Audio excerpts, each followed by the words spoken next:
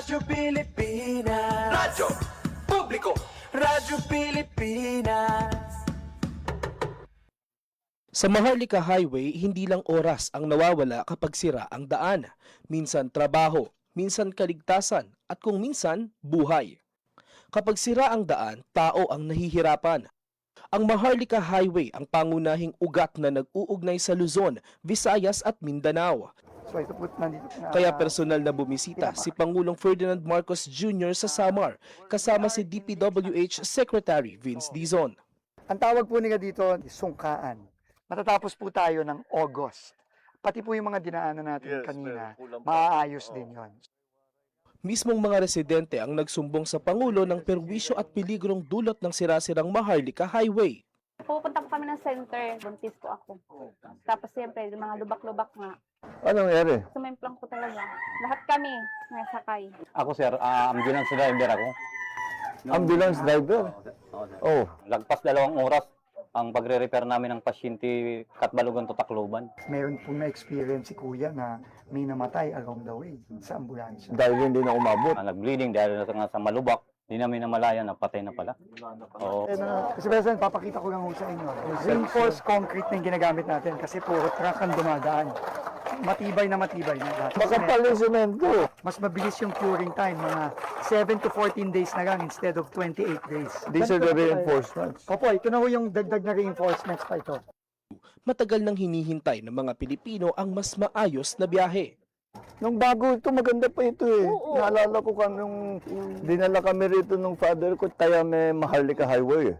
Para meron tayong isang highway mula Apari hanggang Hulo. Yung commercial traffic natin.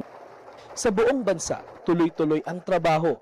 Isa-isang inaayos ang mga bagay na magpapagaan sa buhay ng mga Pilipino. Dahil kapag gumaan ng biyahe ng tao, mas mabilis umusad ang buong bayan. Ito ang Presidential Broadcast Service Radyo Pilipinas. Radyo Publiko. ng Bagong Pilipinas para sa Bagong Pilipino. Naghahatid ng mahahalagang balita at impormasyon na guugnay ng pamahalaan sa sambayanan. Tulay sa himpapawid ng serbisyo publiko. Radyo Pilipinas. Radyo Publiko.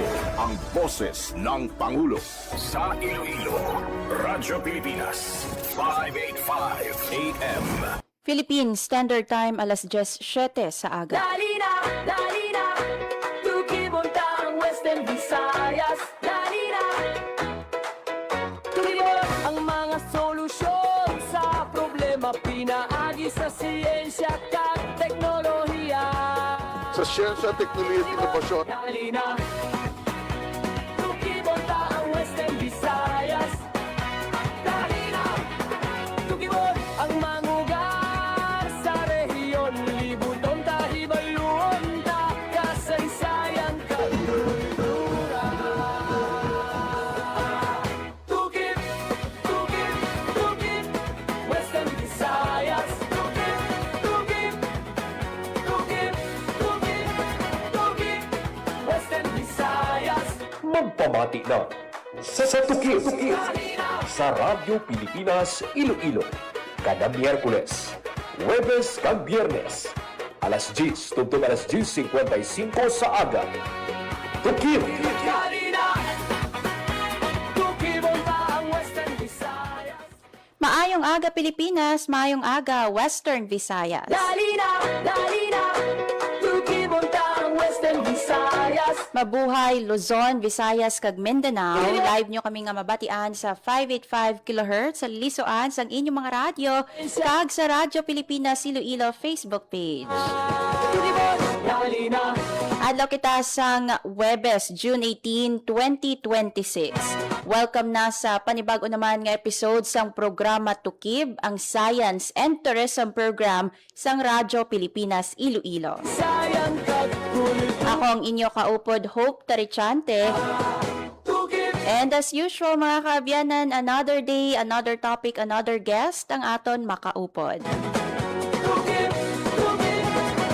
Sa aton padayon nga pagtukib sa Western Visayas, pila ka mga tupiko ang aton pagapatpaton. Tukibonta ang Western Visayas. Dali na, Subong nga aga mga kaabyanan sa subong nga episode sang programa Tukib. Teknolohiya. Aton nga hibaloon, ano ayan ang update para sa Artificial Intelligence Fest 2026 nga hiwaton diri sa syudad sang Iloilo sa bulan sang Agosto. Lapit na lang mga kaabyanan gani no. Ibaloon naton ano na bala ang update no sa AI Hackathon, isa sa siyam ka mga aktibidad para sa AI Fest 2026. So later makaupod naton live via Zoom ang Assistant Regional Manager sang UMWAD kag at the same time ang manager sang ISATU Quadra TBI. Si Sir Rejan Helamucho. Baloon naton kamusta pila ang nag-submit sang ila aplikasyon no para sa AI Hackathon, isa sa mga balantayan nga aktibidad para sa Artificial Intelligence Festival. And syempre mga kaabyanan, ibaloon man naton sini nga aga anong update no sa natabo nga gas emission, alleged gas emission sa Barangay Fundasyon no sa Banwasang Dueñas. Kay ginreport sang mga residente man no nga nagkalayo ang tasok nga ila ginkutkot. And sandigman sa ginpagwa nga press release sang Environmental Management Bureau sa Department of Environment and Natural Resources, may presensya sang methane no sa Barangay Fundasyon kung sa diin ginkutkot ang tasok o kon water source. So later mga kaabyanan no pathagan kita ni Fire Officer 3 Kermit Lampitco Jr. ang hepe no sang Intelligence and Investigation Section sang Bureau of Fire Protection Dueñas.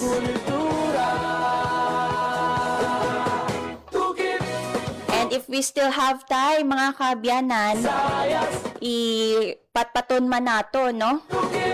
Tawagan man naton later si Ma'am Vivian Marfil, ang hepe sang Antique Provincial Environment and Natural Resources Office na tuhoy no sa target nga pagtanom sang 2,000 nga puno sa probinsya sang Antique. Ini kadungan sa ila pagsaulog sang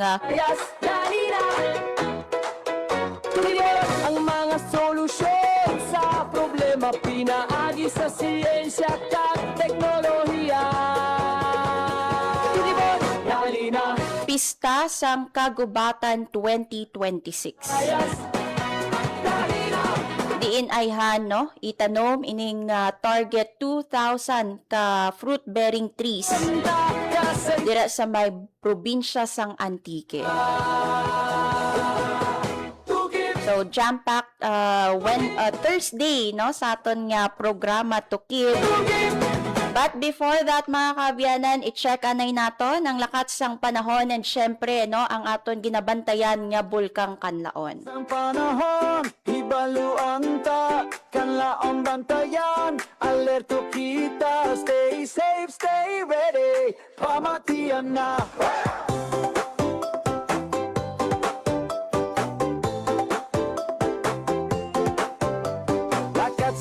Ano ayhan ang latest sa aton nga DOST Pag-asa and DOST FIVOX. Stay safe, stay ready, pamatian na. Uy, by the way ha, subong adlaw no, hiwaton ang National Simultaneous Earthquake Drill. Yan, alerto kita, stay safe, stay ready, pamatian na.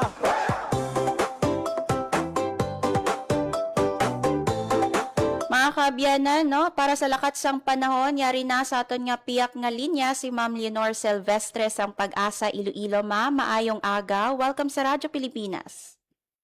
Hi, hello, good morning. Muna ang ating latest weather update para sa karon nga adlaw sa Thursday, June 18, 2026. So, Ang LPA nga gina-monitor natin nga yara sa sagwa sa aton nga Philippine Area of Responsibility ay orihe nga nasiplatan kaginang alas 8 kaginang aga nga may kalayon 2,415 kilometer east of Eastern Visayas. May medium chance na nga mag-develop into tropical depression o kon bagyo within the next 24 hours. Kag sa karon ay wala pa man ni siya ti direkta nga epekto sa aton. Samtang easterlies ang nag-aapekto sa may southern Luzon, Visayas kag eastern section of Mindanao. Dili naman sa western Visayas ay mag-experience kita sa magulugal umon, tubtub magalumon ng kalangatan nga may mga posibilidad sa mga isolated na mga pag-ulan, pangalat kag panaguob dugas ang easterlies. Mahina tubtub makasarangan naman ang hangin natin nga magahalin sa direksyon northeast to north nga magadala sa makanay tubtub makasaran na pagbalod sa aton kadagatan. Forecast temperature natin generally nasa 26 to 33 degrees Celsius. Ang adlaw nagbutla kaginang alas 5:28 kaginang aga kag magatuno dinhi alas 6:13 karon sa hapon. Kag muna nga aton latest weather update halin diri sa may Iloilo Doppler Radio Station. Ako si Leonor Silvestre, madamo gid nga salamat. Ma'am Leonor, klaruhon ko lang no, kay ti nakabatsyag sang madamol nga ulan ang probinsya kag syudad sang Iloilo. Tuga ato sang LPA nga aton ginamonitor nga mangin isa ka bagyo or easterlies ang nagaapekto diri sa aton sa Western Visayas, Ma'am Leonor. Yes ma'am, ang pag-ulan nga mga na-experience natin kagabi ay tuga ina sa easterlies, ma'am. So, ang LPA nga ginamonitor natin halin pa kagahapon nga sa subong ay wala pa siya ti direkta nga epekto sa aton. Until when ang epekto sang easterlies, Ma'am Leonor, diri sa aton sa Western Visayas? Well, probably na, ma'am, until Friday or Saturday, apektado mongit kita sa easterlies. With that, Ma'am Leonor, no, ang imo na lang mapanugyan sa aton nga mga tagpalamati subong pabago-bago ang lakat sang panahon. Ano lang kita, mag-monitor lang kita sa update sa aton nga panahon, akang aton nga LPA, kay posible ni siya nga mangin isa ka bagyo, and then magdala lang kita permis ang umbrella o payo o di gani kalo, protection sa init or di gani sa ulan. Yes. With that, Ma'am Leonor Silvestre, madamo gid nga salamat. Welcome ma'am, kag maayong aga sa inyong salawat. Lakat sang panahon, hibaluan ta, kanlaon bantayan, alerto kita, stay safe, stay ready, pamatian na. Stay safe, stay ready gid kita mga kaabyanan, magdala sang payong, kapote o konkalo, no, kay apektado pa kita sang easterlies, no, may pag-ulan-ulan nga mabatsyagan diri sa Western Visayas, kag may ara man sang low pressure area nga ginabantayan nga mangin isa ka bagyo within the next 24 hours. Sa bahin naman sa DOST FIVOX mga kaabyanan sa padayon nga pagbantay sa aktibidad sang bulkang Kanlaon sa Negros Island region.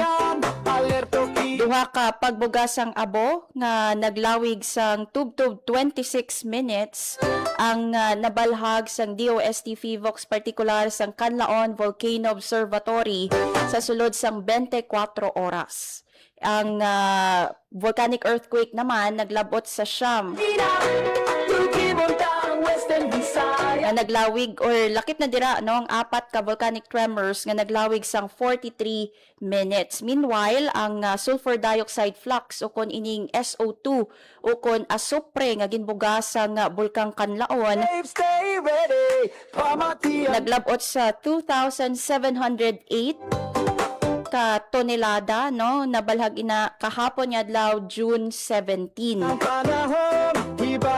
Sa gihapon mga kaabyanan, wala nagsaka ang or nagnubo ang alert level status ng Kanlaon, nagapabilin ini sa alert level 2. And speaking of DOST FIVOX, subong nga adlaw, no, hiwaton ang National Simultaneous Earthquake Drill para sa second quarter sa tuig 2026. Hindi lang ini about duck, cover, and hold. But at the same time, isa ini ka pagtakos sang aton ihibalo, sang aton kahandaan kung ano ba lang dapat naton ubrahon antes, no, sa tion kag pagkatapos sang linog. Dala na dira mga kaabyanan ang pag-check man naton kung diin kita magpadulong, no, diin kita mag-evacuate sa tion sang linog o kon tsunami.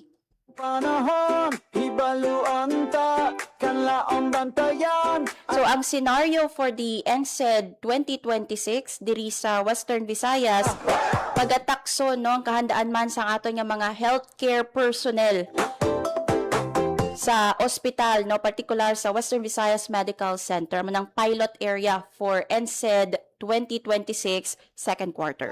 Stay safe, stay ready, pamatiyan na.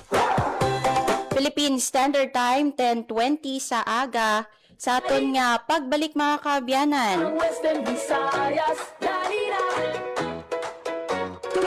Nakaupod na naton live via Zoom ang aton nga espesyal nga bisita, si Sir Rayjan Helamucho, ang Assistant Regional Manager sang UMWAD. Aton hibaluon ano na ang update para sa AI Hackathon nga hiwaton, no, para sa AI Fest 2026. Bantayan sa pagbalik sang Tukib. Magandang araw, si Dingdong Dantes po ito. Dahil taon-taon tayong binibisita ng bagyo, kailangang handa tayong harapin ito.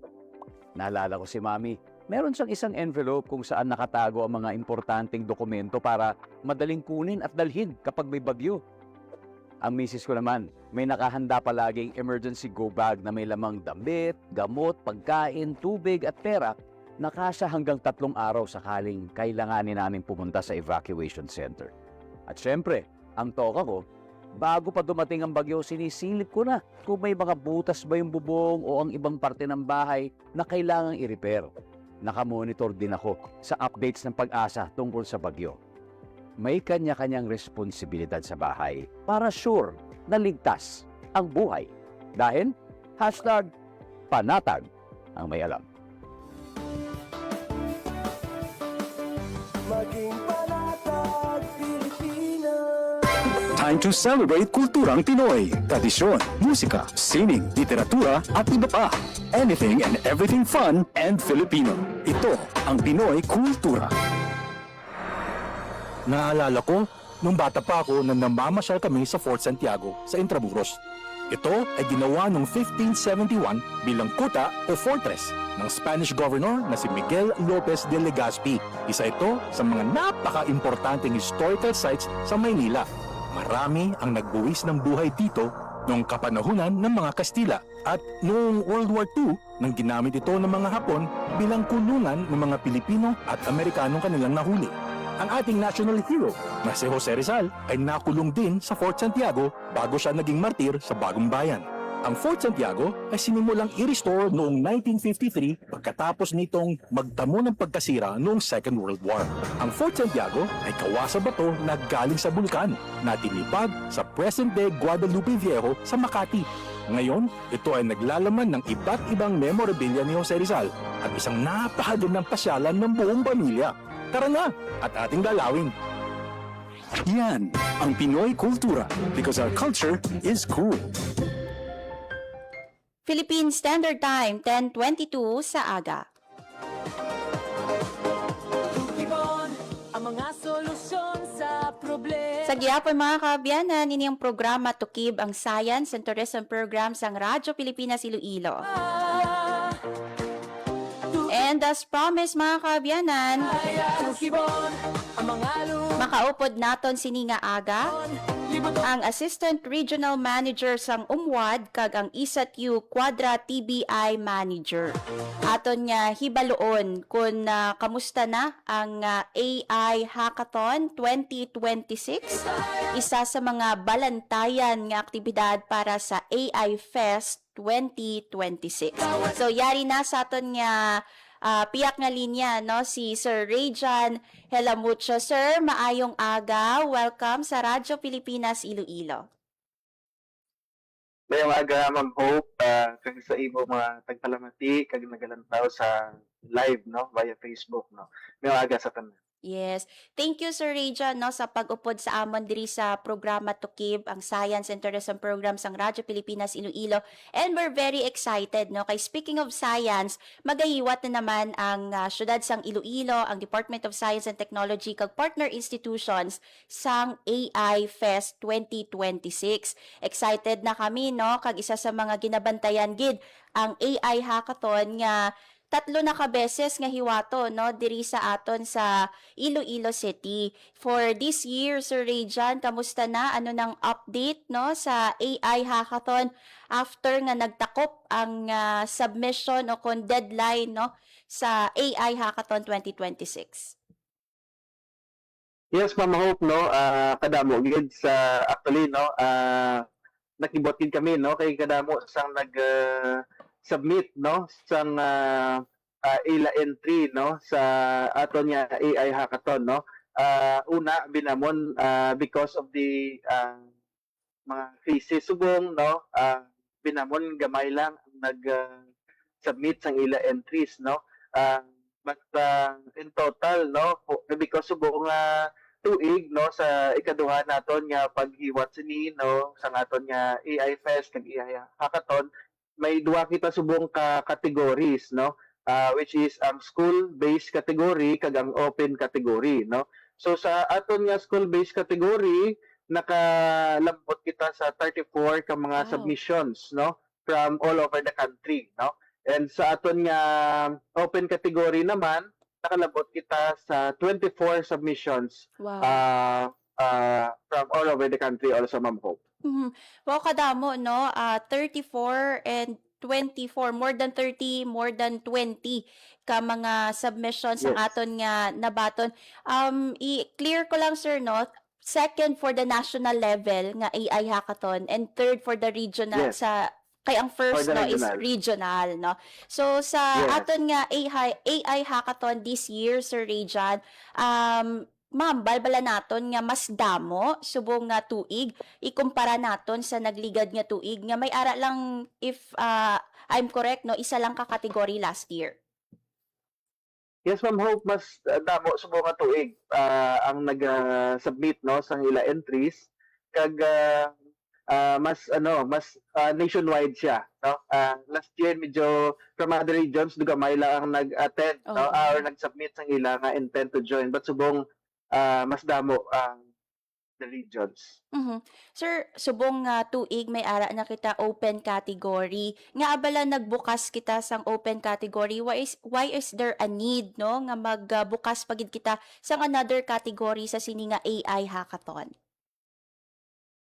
Yes, Ma'am Hope, isa gini sa gindugang naton because isa man sang na-observe namon, no, nga wala kita sang opportunity, no, for our professionals, no, Yes. nga mag-join sa aton nga AI hackathon. Kaya ang goal man naton, Ma'am Hope, for the AI Fest hackathon is to really produce, no, mga teams nga later on, Ma'am Hope, maka-convert gid naton sa isa ka full startup venture, no. So hindi lang siya ni nag-end sa aton hackathon sa AI Fest, but ginalantaw gid namon nga after the hackathon incubate gid siya namon o mapasulod siya namon sa aton nga mga technology business incubators kung di man located ang ina nga startup, ang ina nga team, no, nga later on mas mabuligan sila sa mga TBI naton nga ma-convert, no, or full pledge na gid sila nga isa ka startup venture. Sir, sa tigulo pa lang, no, AI or Artificial Intelligence Hackathon, do medyo technical na para sa iba naton nga mga kauturan nga wala sang ideya, no, sa technology or science. So, para sa aton nga mga tagpalamati, Sir Rejan, basi pwede mo mapaathag, no, sa simple nga pamaagi, ano bala ang hackathon nga ginatawag, Sir Rejan? Yes, Ma'am Hope, ang hackathon na ginatawag, no, mayara kita do ano na siya, do rapid development na siya and problem solving, no. Yes. Sa isa ka team, no. Kag ang aton nga may mga team kita or teams nga ginahatag, no. Kag ginalantaw na ni nga daan sa mga teams, no. Like for example, last year sa 2025, mayara kita apat, no, into mayara kita health, no, agriculture, especially our blue economy, alternative energy, no? But this year 2026 ginimo namon tatlo lang, no? May anak kita because major ginaton nga agenda sa region is the development of our blue economy. So may blue economy kita gihapon, ang ato nga alternative energy and climate solutions, no, and indugang namon nga bag-o is the tourism, no, development sa aton nga tourism sector, no, with the help of or by the use of artificial intelligence, no. So so mo nga highlight nga mga teams naton this year, and hopefully, no, nga through this hackathon, no, again, no, mas damo or mas makakita kita sa greater impact sa aton sa Pilipinas, no. So again, no, ang process ang hackathon actually with our entries, no, 34 sa open sa school, no, and 24 sa open, mas dim down kami, Ma'am Hope, no, may screening, subong ongoing ang screening today, gid.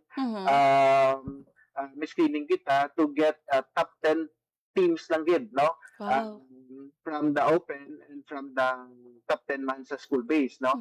And out of the top 10 undergo ni sila, Ma'am Hope, sang 3 workshops, no, technical workshops on AI, no, or artificial intelligence, nga magbulig man sa ila litro kung paano pag nila mas mapanami ang ilang proposed ang solution sa mga problems naton sa blue economy, sa tourism, kung sa alternative energy and climate solutions, no. So after sila, Ma'am Hope, after that 3 workshops or 2 workshops, no, mag-screen pa kami, no, sang top 5 from the open and top 5 from the school base.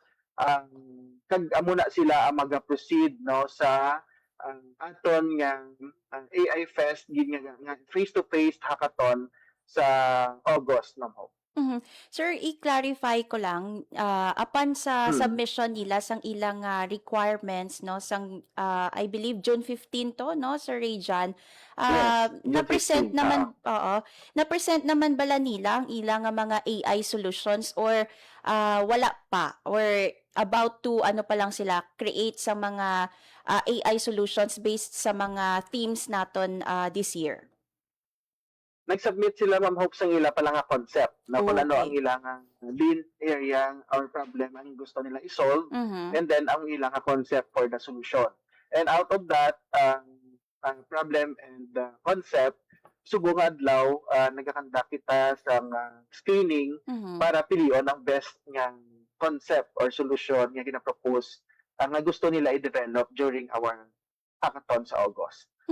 Sir, ang aton nga winners ba based sa may ara winner sa blue economy, may ara winner sa tourism, or merge na sila tanan, sir, depende sa kung ano gid ang ma-emerge nga pinaka nami, no, nga solution sa AI hackathon naton? Yes, Ma'am Hope, ang winners naton is per category siya, hindi siya per team. So ang best nga team for open category, kag may best team kita for school-based category. Sir, base para mas maganyat ang aton nga or ma-motivate ang aton nga mga participants, pilaayhan ang madag-an, no, or prizes sa hiwaton nga AI hackathon? Ma'am Hope, ang pinaka-tentative pa lang niya, hindi pa ni siya sure kiba si may madugang pa. So tentatively, we are preparing for 50,000 ang ihatag sa aton best team. But of course, the rest of the team should get a consolation prizes. So wala sa mapuli nga luhaan. Yes. Wala sang luhaan. Yes. Pero so far, sir, based sa aton nga observation, usually ang mga solutions nila diin na fall nga mga categories. Sang last time, Ma'am Hope, actually lain-lain man, no? Ang 3 winners naton last year, na-fall siya sa blue economy kag agriculture, no? Dito gid kag health, no? So lain-lain ang nagdaog last year, no? So may health kita, agriculture kag blue economy. Kag ang tatlo nga na, Ma'am Hope, naghalin sa West Visayas State University, no? And subok ang tatlo nga na is nag-undergo sa incubation program under the WVSU Binhi technology business incubator. Mhm. Sir, para sa imo, no, since nga nagdamo subong ang aton nga participants, kay kung last year do medyo sort of medyo exclusive siya sa aton nga region, but subong do well represented ang aton nga mga regions diri sa pungsod Pilipinas. Ano para sa imo ang buot silingon sini, no? What that mean yati ang aton nga mga regions, no, naga-ano na gid, at par na gid, no, in terms of pag-advance ng artificial intelligence, no, and pag-innovate sa mga nagkalain-lain nga mga solutions sa nagkalain-lain man nga mga problema. Yes, I agree gid Ma'am Hope, no, nga subong do mas na gid, no, open na gid, no, aton mga regions, no, in kami with solutions, no. Maybe sa man ka mga impact because of we are leading now the ASEAN, no, secretariat or the ASEAN region, no. And with the meeting last time, no, ang ma-recall naton nga gin-declare or gin-adapt sa ASEAN ministers and presidents, no, nga summit ang proposal sa aton presidente, no, Bongbong Marcos, that regarding the agenda on developing artificial intelligence in the ASEAN region. No? So, siguro nag-reflect man na and nag-resonate, no, sa aton, no, sa bilog ng Pilipinas that we need to integrate, no, artificial intelligence in in our day-to-day activities, no. But of course, sa aton yan sa hackathon, so we're really looking forward nga makadevelop kita sa various products nga makabulig or may impact sa mga communities later on, no, and hopefully maging isa man siya ka startup venture. Mhm. And what Successful startup venture. And what about Sir Rajan sa fact nga ti regardless ang edad, pabata na nga pabata, no, ang mga naga-innovate, no, subong kay may school base kita, no, may mga estudyante kita nga bisan estudyante sila, no, maka-create na gali sila or may potential na gali sila nga mag-ubra sang mga nagkalain-lain nga mga AI solutions. Yes, Ma'am Hope. Actually, damo, laban gid, of course, mga bata nag-join, no, but na-surprise kami kay actually sa tuod lang damo interested pa gid, no, kay sabi sa aton nga guidelines subong hackathon may ana kita although open category pag ginbutangan namon sang committee nga up to 35 ang open category, no, and na-surprise kami kay may mga damo pa gid, no, nga gusto mag-join above 35, no, gusto pa gid nga mag-develop sa mga AI tools, no. But because na set na namon ang guidelines nga until 35, maybe next year i-open pa gid namon to wala na age limit, no. Biskan siguro nga aton yung mga senior citizen kung gusto nila yung kabalo mo lang sila yung mag-programming, no, kung gusto mag-develop sa mga AI tools or AI products, so we're opening ang AI hackathon to everyone na gid. Wow, mas inclusive pagid ina, no, Sir Rajan, kay ti age is just a number, no. Wala man ano ang potential naton, naga-decline ang potential naton kung regardless ang age, sige no, ngaton nga pag-innovate. So may mga kauturan kita dira nga gusto man, no, mag-join sa AI hackathon. Sir Rajan, basi may ara ikaw sang mahatag nga tips, no, or mensahe sa aton nga mga participants, especially, no, nga i-cut pa ni sila sa 10 teams and then i-trim down na naman sila to 5 teams, Sir Rajan. Ano ayan ang dapat ubrahon nila para nga no, madangat sila sa final sa ning AI hackathon naton? Yes, sa aton yung mga teams, no, kag mga universities or schools, institutions and private individuals nga submit sang ila entries, no, for our 2026 AI Fest Hackathon, no. Kindly check time to time your email, no, as I mentioned earlier. We're already today gid, no, nag-conduct na kami sang screening, no, kag by 24th, no, sang June, or before sila maton na kamo, no, kung nakasulod kamo as part of the top 10 teams, no, nga mag-proceed, no, sa next round, no, sa aton nga hackathon, no. And for those nga mabilong, no, kag mabaton, no, for the top 10 teams sa aton open category kag sa aton school based category, no, so gina-expect din naman kamo nga mag-actively participate sa aton nga mga workshop because nag-invite din kami sa mga gungan, mga expert, no, in the field of artificial intelligence, not only here in Iloilo but in the national ecosystem naton sa AI, no, nga magbulig sa inyo, nga maghatag sa inyo sa mga workshops, no, seminars and trainings, no, and other tips, no, on how to further develop your products or solutions nga gusto obrahon during our actual hackathon sa August, no. So mo na siya, Ma'am Hope, na hopefully active gid sila nga mag-join sa aton nga mga activities regarding Yes. sa aton AI hackathon. Yes, and syempre, last na lang Sir Rajan, no, kay ti syempre sako kamo dira sa screening subong san o ayhan i-announce ang winners gid, no? Is it sa program na sa AI Fest sa Agosto or ahead of the AI Fest ma-announce na naton kung sino gid yung mga official winners naton sa mga categories, no, sa open and school-based ang AI hackathon? Yes, Ma'am Hope, ang aton nga announcement gid sang winners is during na sa aton face-to-face hackathon and the last days ang hackathon, no, sa August. And ang aton nga subong gali, no, ang aton nga judging, no, is not only the pitching, no, or the impact part of the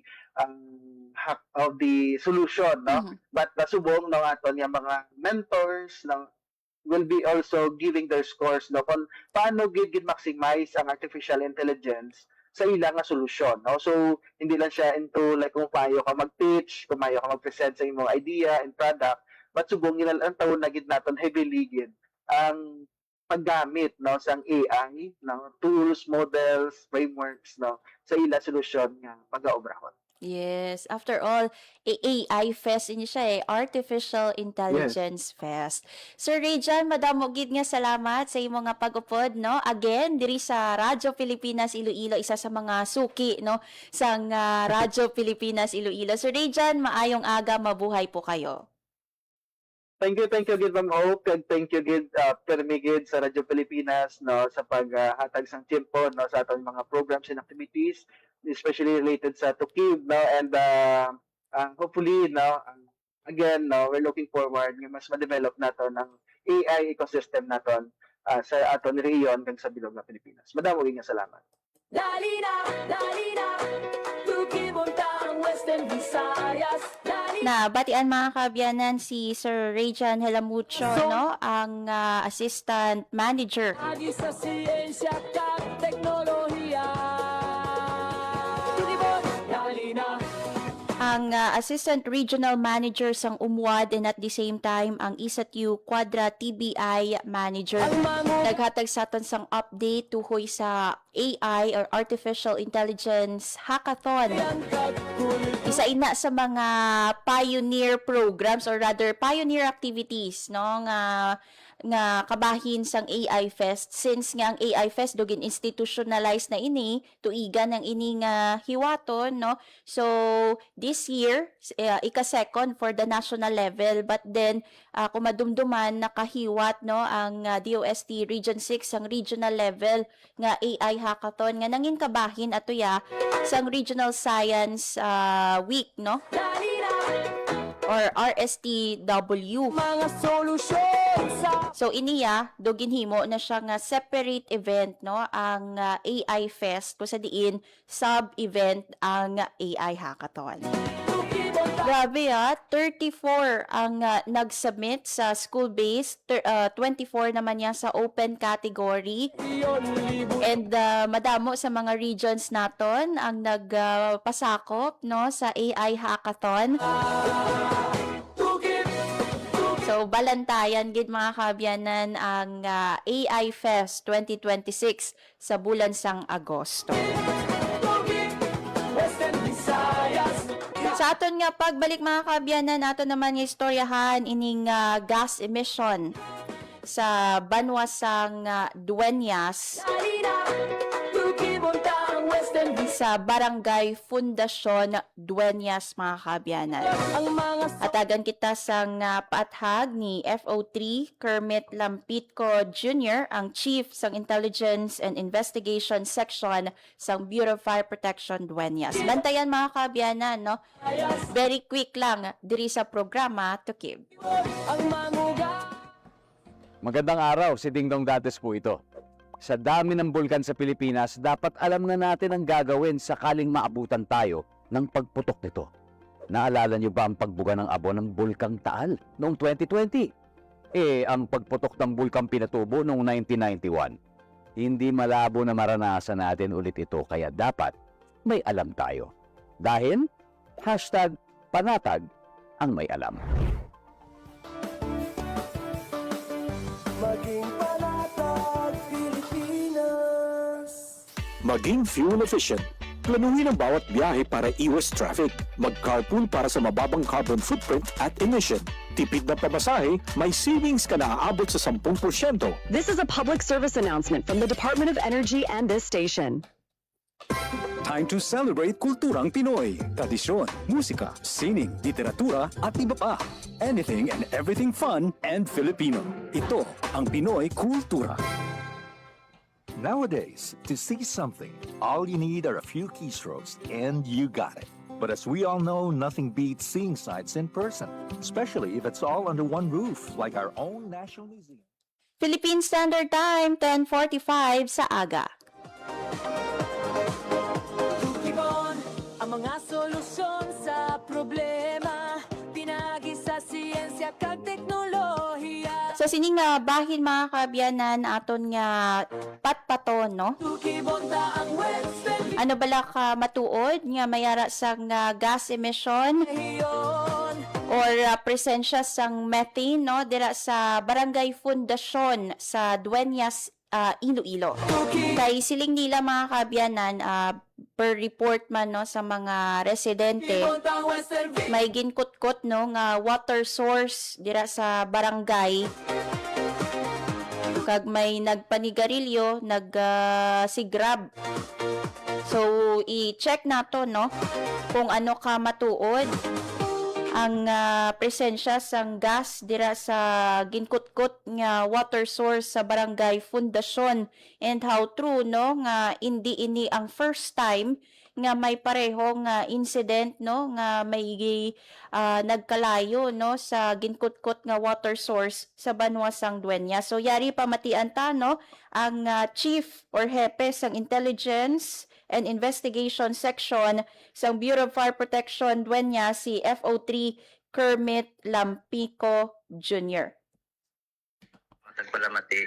Bali, so far, ang latest na naton, findings to yan, nag-coordinate ako with our heads ng aton Department of Agriculture under the supervision ni Sir Arthur Ripospulo, ang aton Menroda. As per update niya, lately, last Monday, nagkadto ang aton mga EMB personnel. So, nagkuha sila sang, nagsampling sila. So, apparently, ang nakita na result is positive for methane.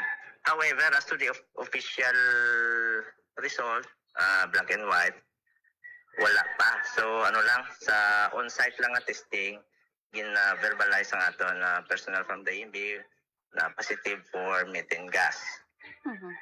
Anong natabo dira, sir? Paano? Okay, ang history niya gini ma'am, bali private ni siya nga lupa. Kag for private purpose man, nagpa-conduct sila sa drilling operation. Actually, ang required lang sa contract nila is 120 feet. Then ang apparent na gin-drill nila is 150. So at 150, nag-stop sila drill kag nag-sindi ang personnel sang kontraktor, sang drilling contractor, nagsindi sang sigarilyo. Then gulpi lang gindakop sang kalayo. Okay. Ang natabo. Saan ini siya, sir?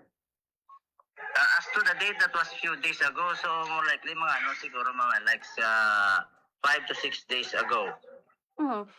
May separate investigation ba, sir, ang BFP Dueñas tuhoy sa origin or composition sining gas dira, sir?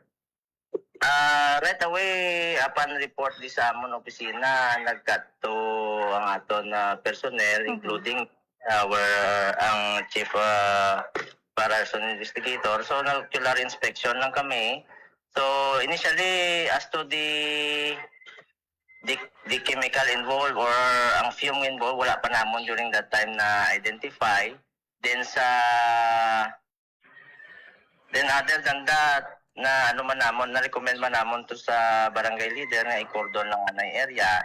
Then as to the possibility nga mag-fire spread siya, wala man because ang location sa drilling operation. Ara lang siya sa kilid dalan, actually mga few meters away from the main road ang formal na do campus ang tubo, mama. Sir, ano kalayo ini sa mga panimalay para ma-assess man naton kung bala peligroso sa mga komunidad? Ang distance between sa drilling area kag ang balay is malayo siya sa posibilidad na na spread siya sang kalayo. Pero kung numerically, kung naton siguro dira sa 20 to 30 meters away. Sir, may timeline kita sini, sir, kung saan ay naton matigayon yung further investigation kay I believe ang ENB magahiwat pa sang mga field investigation tuhoy sa presensya sang gas dira sa fundasyon. As to the sa further investigation, ma'am, upon verbalized by aton nga Minro head, Sir Arthur Espulo, ang further investigation nila as to the timeline kung saan silang balik, wala pa man ma-identify. Actually, lahat na lang subong isang black and white results ang tong sampling nila, which is verbal nila positive for methane gas. 10% methane gas. Alam mo lang na. Pero as to the date nga magbalik sila for further checking investigation, wala pa, ma'am. How true, no? Nga hindi ini ang first time nga may pareho nga insidente nga may nagkalayo sa ginkutkot nga water source. Yes, correct, ma'am. Actually, there was an instance sa ang involved is sa Laenmat na barangay, Tinukwan, which is lapit lang din sa fire station, lapit lang na sa public market sa Dueñas. So involved is the same man, nagtasok man sila. Ang purpose to, takot man sila sa jetmatic na bomba. Then almost the same, nagsindi na intry nila sindihan kay may fumes sila na simutan, gintry nila simutan. So nagkalayo man siya. Pero kung i-compare mo ang kung i-compare mo ang kalayo from previous nga incident sa Tinukwan compared to Barangay Pundasyon, mas dako or hanggod ang kalayo nga nagtuhaw diya sa may Barangay Pundasyon, ang latest natong incident. Sir, anong mga panugyan naton sa mga pumuluyo, no? Tuhoy sa gas emission dira sa may Barangay Pundasyon? Nag-tap kita kay Kapitan, no? Ginreasyon natin sila nga ang chances nga mag-fire spread is very minimal given nga layo ang aton nga drilling area sa mga panimalay. Kag nag-cordon, nag-recommend and advise na kita for cordoning of the area. Sir, siguro last na lang, no, para sa mga kauturan naton, mga mangunguma, no, nga nagaplano nga magkutkot man sa water source, especially no kay planting season for irrigation, pananglit nga may pareho nga scenario or insidente pareho sa natabo sa fundasyon. Anong dapat obrahon sa aton yung mga pumuluyo, sir? Sige, no, sa aton mga pumuluyo, no, hindi event nga may magtuhaw nga pareho man sining insidente, no, lang naton i-cordon nato ng area, then stop nato ng operation kung may drilling operation lang kita ang ginaobra. Then apart from that, coordinate kita sa aton mga nagakaangay nga ahensya. Firstly sa aton barangay leader, sa aton kapitan, then thereafter coordinate kita sa aton nagakaangay nga ahensya. Kung may mga riskos ang kalayo or may imminent threat or may nasunog nga property, right away tawagin sila sa pinakamalapit na fire station Sir, balikan ko lang sa Tinukwan, no? Since 2024 pa man tong insidente, subong nga 2026, sir, anong update dito sa gas emission man sa Tinukwan? For actually few days ago, naglabay ako to, ma'am. Sabi, alagyan na siya. If you go to Pundasyon, lagyan mo na ang barangay Tinukwan. Makita ko from far sa mayor nga dalan, makita ko actually operate ang Jetmatic, gin continue nila itakod ang Jetmatic pump na bomba.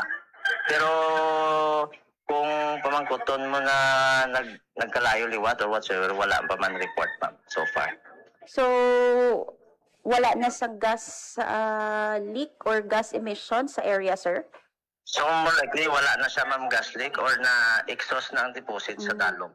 The same man with sa barangay Fundasyon nato ng present nato nga incident, ang recent incident. Actually, on the first day sa pagkalayo to sa barangay Fundasyon, mga 5 p.m. in the evening nagkadto kami to. Pag 9 p.m. in the evening, nag-subside man siya. Nag-subside man siya at 9 p.m. However, on the next day, nag-continue sila drilling operation, nagpadalong pa sila sa buho, amo naman to, nagkalayo naman liwat.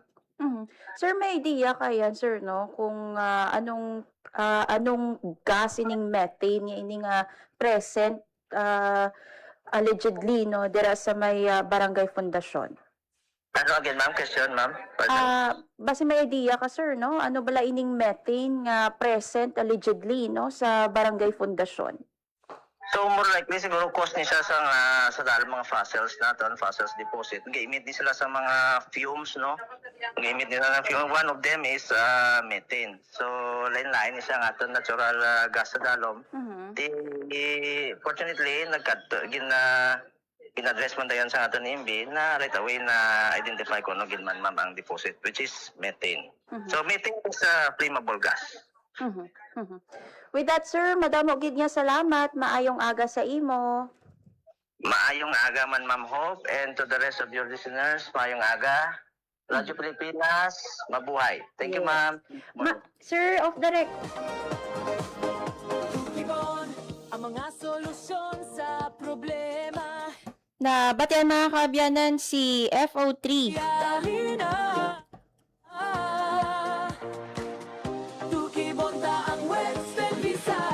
FO3 Kermit Lampitco Jr. ang hepe, no, sa Intelligence and Investigation Section sa Bureau of Fire Protection Dueñas.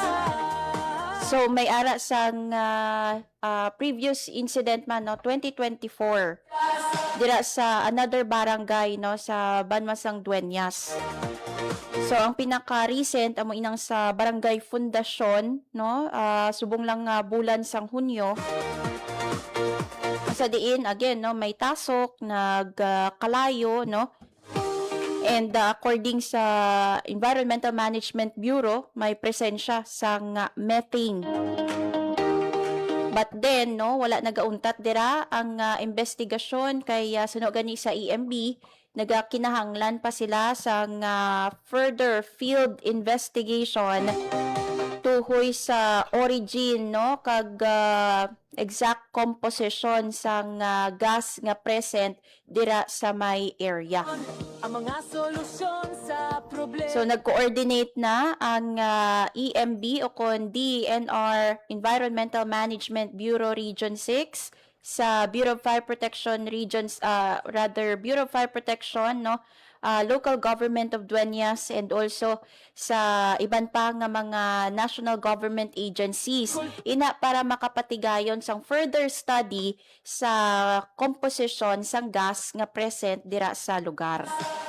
So 2024 sa Barangay Tinukwan, no, sa Banwamansang Dueñas, may pareho man nga insidente pero hindi man to malink, no, sa DENR, no, or EMB nga pareho, no, ang source sang duha ka separate incidents nga ini.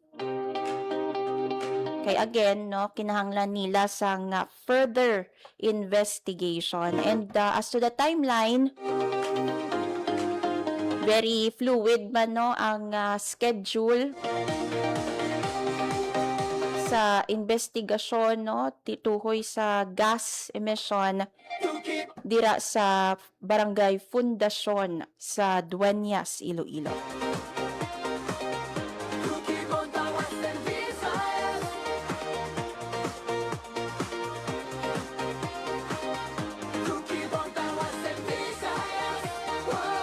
So, bantayan nato mga kaabyanan, no, ang further update na tuhoy dira and syempre sa iban pa nga mga balita na tuhoy diri sa Western Visayas.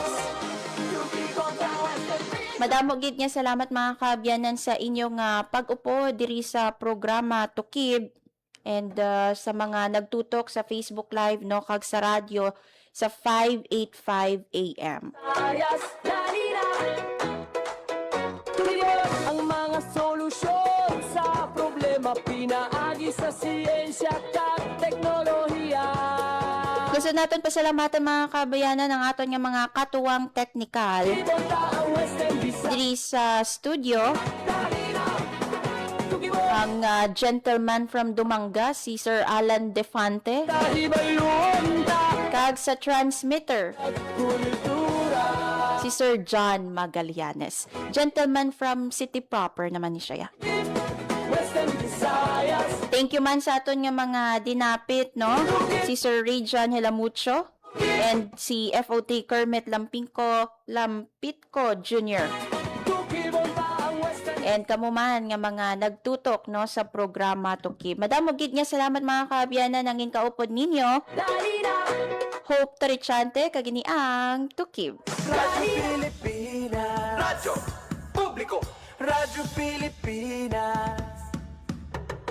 Ang inyong tulay sa himpapawid ng serbisyo publiko. Ang Presidential Broadcast Service, Radyo Pilipinas, Radyo Publiko. Radyo Pilipinas. Radyo Publiko. Kinilala ng pang-international at prestigyosong Asia Pacific Broadcasting Plus Awards 2025 para sa kategorya ng Government Streaming. Ito ay dahil sa epektibo nitong pagsasanib ng mga tradisyonal na media tulad ng telebisyon, radyo at print para masabayan ang mabilis na pag-inog ng mundo ng digital at social media tungo sa mas epektibong paghahatid ng mahahalaga at napapanahong mga impormasyon sa mamamayang Pilipino. Kinilala rin ang Radyo Pilipinas dahil sa patuloy na pag-akyat ng rating. Ngayon ay matatag sa pang-4 na pwesto sa Mega Manila ayon sa pinakahuling Nielsen Radio Audience Measurement Survey. At sa social media, nakamit ang mahigit 2,000% pagtaas ng bilang ng mga sumusubaybay sa Radyo Pilipinas page sa unang bahagi ng 2025. Patunay ito na ang inyong Radyo Pilipinas, Radyo Publiko ay tunay na kaagapay ng inyong pamahalaan sa paghahatid ng serbisyo sa mga mamamayang Pilipino. Mula sa aming lahat, sa ngalan ng inyong pamunuan at mga kawani ng Presidential Broadcast Service, kasama ang inyong mga himpilan ng Radyo Pilipinas sa buong kapuluan, Maraming salamat po sa inyong lahat, sa inyong pagtangkilik at pagkilala. Radyo Pilipinas. Radyo Publiko.